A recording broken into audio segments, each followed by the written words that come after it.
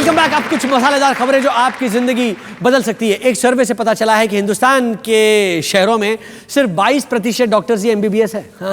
बाकी या तो आयुर्वेदिक या होम्योपैथिक या चूतियाटिक ऑल्टरनेटिव या नकली डिग्री वाले, यानी कि डॉक्टर विजय माल्या जैसे doctor. But समाउ this is reassuring. अब आप डॉक्टर के पास जाके उसको ये बात बता सकते हैं और उसकी फीस कम करवा सकते हैं।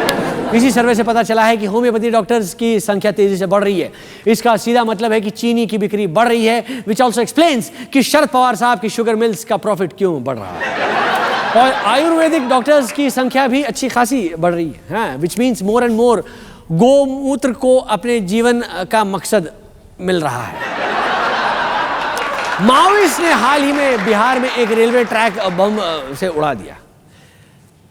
मुझे सच में माओइस्ट का ये फंडा समझ में नहीं आ रहा है।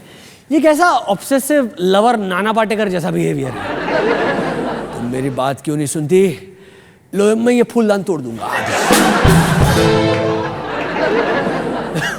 बात सुनने, अरे फूलदान क्यों तोड़ा भाई? और एक्चुअली सरकारी प्रॉपर्टी डैमेज करने का कॉन्सेप्ट ही मेरी समझ में नहीं आता। तेलंगाना में भी पहले जब स्टेट डिमांड कर रहे थे तो बसें जला दी।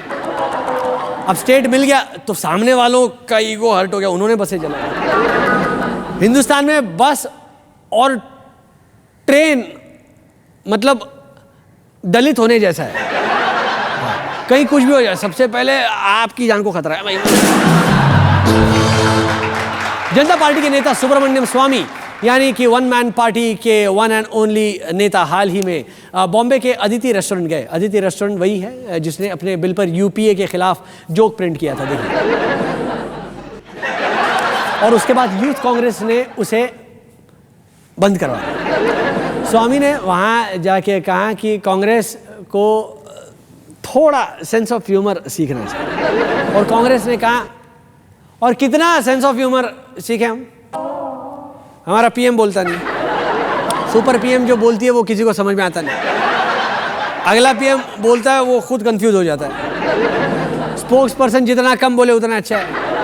और उसके बावजूद हम हंस हंस के देश को लूट रहे हैं। ये सेंस ऑफ ह्यूमर नहीं तो क्या है? घंटा क्या है क्या पगले, क्या है क्या ये? But Subramanian Swamy telling others to have a sense of humour. इनको ट्विटर पर कोई इतना भी पूछ ले कि सर आज नाश्ते में कौन सी कॉन्स्पिरेसी थियरी बनाई है, तो उसको ब्लॉक कर देते ही।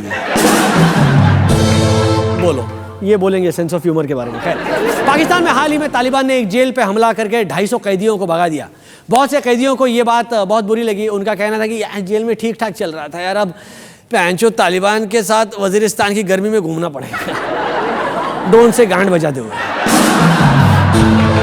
लेकिन इससे मुशर्रफ को काफ़ी होप मिली है। हाँ, उनका कहना है कि अगर उम्र कैद हो भी गई तो कौन सा 14 साल रहना पड़ेगा।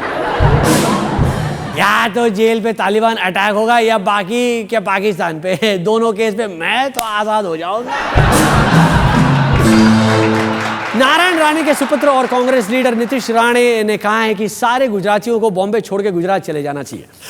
और मेरा उनसे पूछना है कि अगर ऐसा हो गया तो लोकल ट्रेन के फर्स्ट क्लास कंपार्टमेंट में कौन बैठेगा?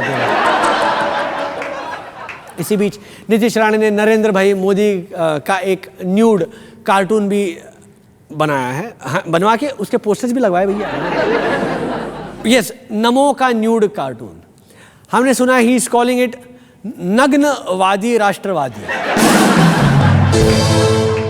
बाकी ये भी आज का late night news, but after this short break. Hello Pinky, इस स्टैचू के बारे में और डिटेल में बताइए प्लीज। पहले तो शिवाजी का स्टैचू बनने वाला था ना? बरक बहुत समय पहले से समंदर के बीच स्टैचू बनाने की बात चल रही थी। सबसे पहले ग्रेट मराठा लीडर शिवाजी का स्टैचू बनाया जाने वाला था। फिर किसी ने बताया कि शायद शिवाजी मुंबई के घिनौने सिटी गटर वाटर और इंडस्ट्रियल वेस्ट के बीच खड़ा होना पसंद नहीं करेंगे। But it's a big shift. बात यहाँ तक कैसे पहुंची?